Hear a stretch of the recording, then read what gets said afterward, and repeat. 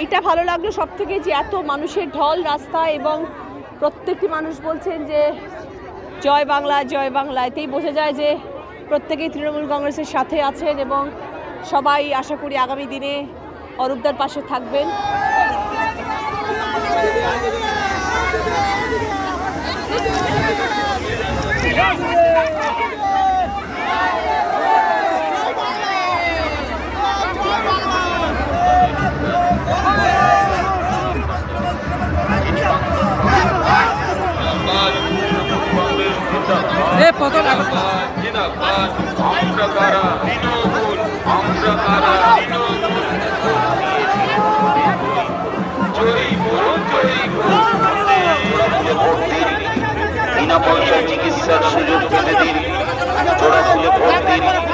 আমাদের উন্নয়নের কাণ্ডারি উনি, জঙ্গলমহলের উনি জননেতা, সবার মনে হলো সবার ভীষণ কাছের মানুষ এবং উনি যা করেছেন বাঁকুড়া মানুষের জন্য এবং উনি যেরমভাবে খ্যাতি পেয়েছেন সকলের কাছে, সকলের মুখে মুখেই সেটা শুনলাম, সবাই চিৎকার করছেন অরূপদা অরূপদা করে।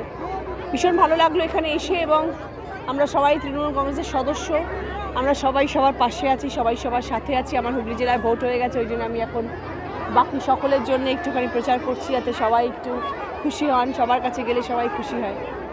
বিজেপির সর্বস্তরীয় নেতৃত্ব থেকে শুরু করে রাজ্যস্তরীয় নেতৃত্ব দাবি করছেন তারা 26 থেকে 30টা সিট পাবে এবং 2000 ওনারা অনেক কিছু অনেক সময় দাবি করেন দাদা, শেষ পর্যন্ত দেখা যাক না, শেষ পর্যন্ত ভোট বাক্স কথা বলবে। বিজেপিতে কথা কম বললেই ভালো হয়, কারণ ওরা জানে না যে ওদের কী দিন আসতে চলেছে এবং ওনারা অনেক দিনের বেলাও জেগে জেগে স্বপ্ন দেখে। অসুবিধা নেই কোনো, 4 তারিখ কথা বলবে। আমরা কেউ কথা বলি না, আমরা এরকম বলি না যে আমরা এই পাবো, আমরা ওই পাবো, আমরা সেই পাবো।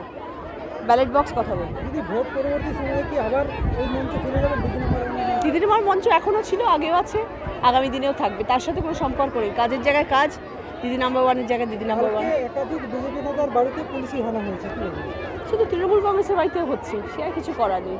তারা যদি কুকর্মে যুক্ত থাকে বা তাদের যদি কোনো পুলিশের কাছে যদি সেরকম খবর আসে যে সেখানে রেড হওয়া দরকার বা যদি পুলিশের কাছে খবর আসে যে সেখানে হানা দেওয়া দরকার, তাহলে পুলিশের কাজ করছে।